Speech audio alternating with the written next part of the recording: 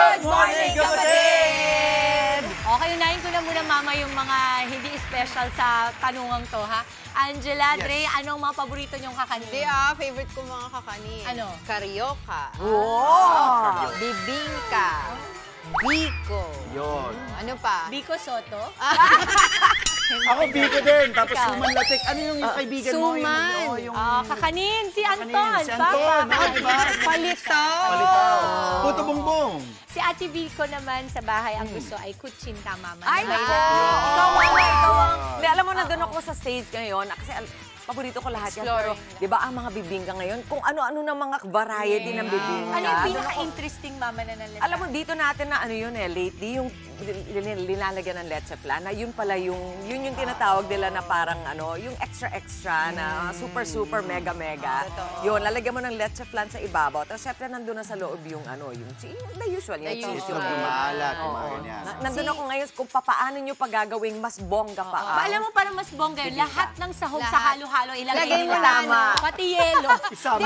Bibingka con yelo. Pwede na lahat Ano? halo-halo. Dahil sa inyo, alam ko Pwede. na gumawa ng ganyan sa bahay, di ba? Yung pancake Yes, bibingka. Mama. Yung mama ko, naalala ko, lumaki din ako sa gawa niyang puto at kutsinta. Ay, good job. Gumagawa sa bahay? Yes, may steamer siyang malaki.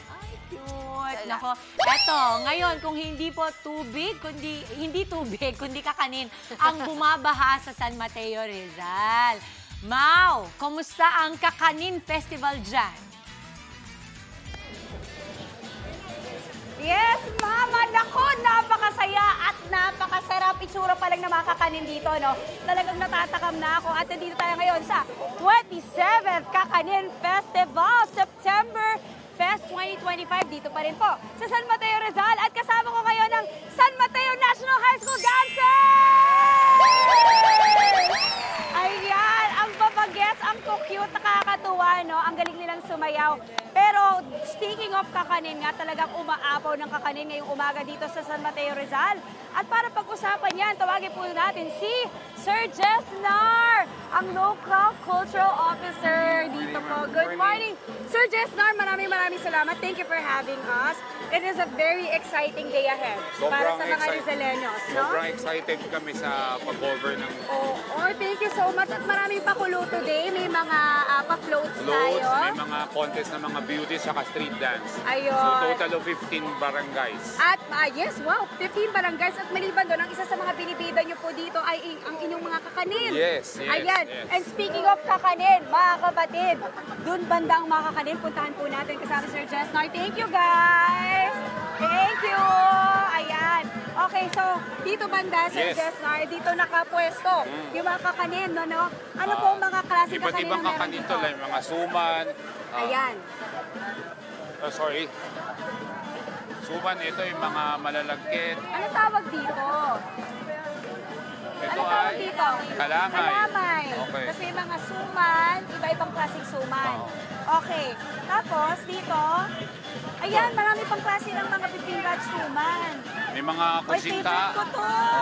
Bibili ako dito mamaya. Favorite ko to.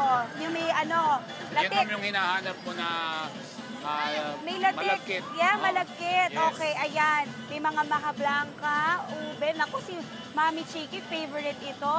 Okay, ito pa, oh. Puto. Oh my gosh, mga kapatid. Napakasarap. Maha. Oh my gosh. Okay. Ang sarap. Kutsinta, of course. Hindi pwedeng mawala ang kutsinta. Ayan, may nakikita ko may mga espasol din po, mga kapatid, ano? Okay. Ay, eto na. Nahanap ko na. Ito yon yung kamoting kahoy. Okay, mamaya ka sa akin talaga. Bibilin talaga kita. Ano ba to? Bukayo? Yes. Oh my gosh, bukayo. I love bukayo. Ayan, ito yung dried na buko or coconut. At ito naman po yung tinatawag yung tupig. Okay, Sir Jess, sir, explain nyo nga sa akin, ano po ba ang tupig? Ayan, sir, si Sir Michael ba to? Hi, Sir Michael. Okay, Sir Michael, tabihan ko kayo dyan, banda. Halika, sir. So ano to, niluluto nyo siya? Okay, ano po yan? Pwede makita yung loob? Ayan, okay, so ito ay nyog. Nyog po na niluluto na may malagkit. Tapos may sausawan yan, wala na. Wala. Kasi yan po yung mismong pinagkukuhaan nyo. Ayan po. So yan ang tinatawag nating tupig. Okay, pwede ko bang tikman? Ayan, itatry ko na. Hindi ba sobrang init? Ay, ayan. Yung sakto lang na init, para kaya ng kainin. Uy, ang sarap kasi mainit-init. Ayan po. Sir, gusto niyo ako sabayan ng tikim? Okay, ayan, kita niyo talaga yung parang nyog sa loob at yung malagkit, ano? Okay, try na natin. Ayan, si Sir din. Ayan. So, tupig. Parang first time ko makakatikim nito. Okay, cheers! Uy, mainit yung kay Sir. Ang sarap! Lasang-lasa mo yung yung buko, yung malagkit, at sakto lang yung tamis, hindi ka magsasawa. Perfect sa kape to. Merienda, breakfast, order, anything. Magkano yung tupig, kuya? 20, ma'am. Ha? 3 for 20. 3 for 20 pesos. Uy, murang-mura. 3 for 20 pesos. Okay, Sir Jester, ang sarap pala nito. Thank you so much. I'm so excited. Mamaya mga pagkain ka ng mga kapatid, ha? Sir Jester, mamaya ano pwede natin abangan? Mamaya, ongoing na yun yung mass for the local municipalities. And after then, yung parade. So maybe we could discuss later mga about history nito, Pwede. ng about Kakanin. No? Oh, I love it. We are celebrating the 27th Kakanin, so matagal-tagal na. Okay. Alright mga kapatid, alam niyo na kung po kayo aalis. Balik muna sa studio. Magbabalik po ako on the go mamaya. Dito lang sa 27th Kakanin Festival, September Fest 2025 dito sa San Mateo Rizal. Back to studio. Thank you, Sir Jester. We love San Mateo. Lagi kami nagtitiping dyan, Mama. At masarap talaga ang mga pagkain nila dyan. Thank you, Mau. Kamustahin naman natin ang ating bunsong si Maui.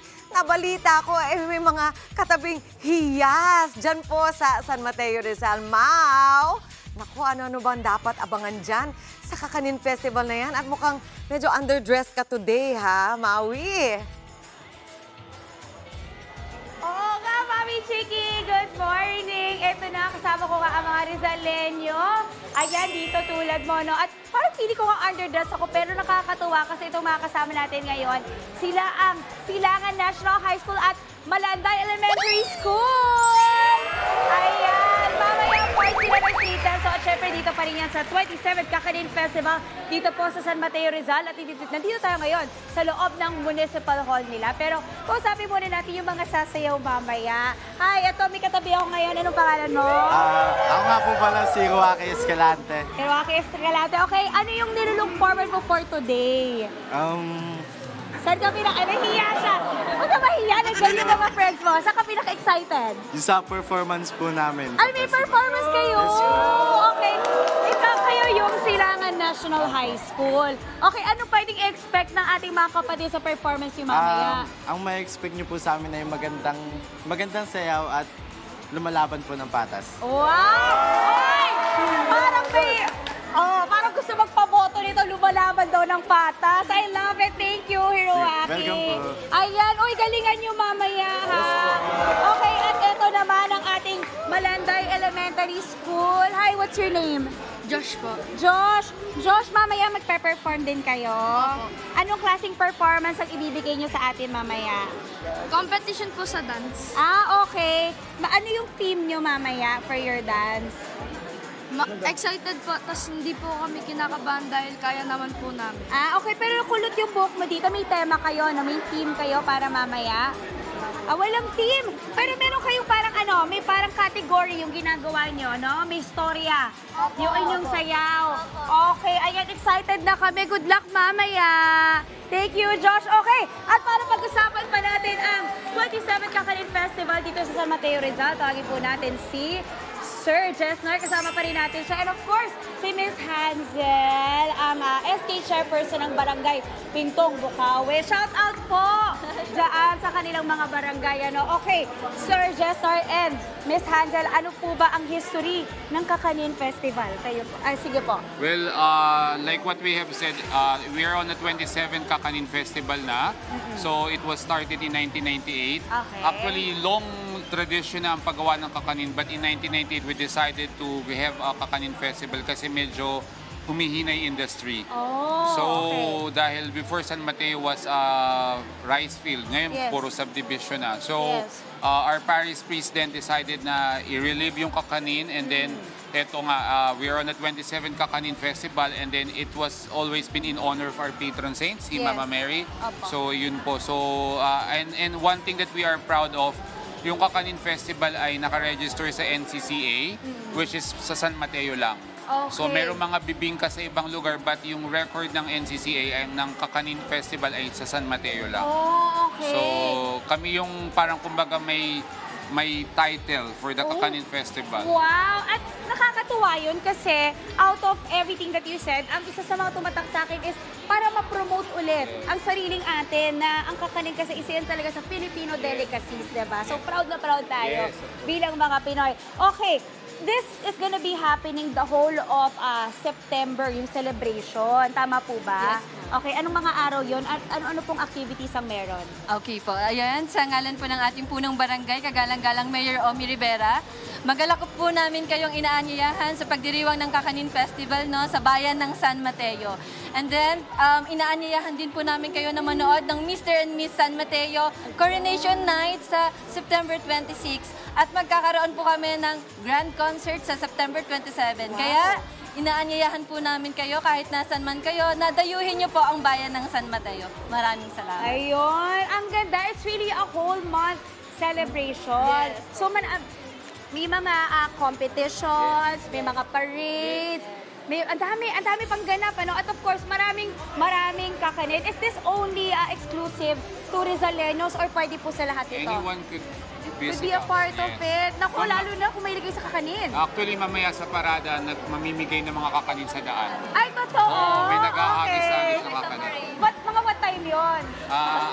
Actually, baka maya-maya ongoing. Maya-maya Opo. ongoing. Anak ko, sa mga gustong makatanggap ng kakanin na nahuhulog mula sa taas, di ba? Dito na kayo sa San Mateo, Rizal. Maraming salamat, of course, Sir Jessar and Ms. Angel and Silangan National High School and Mananda Elementary School!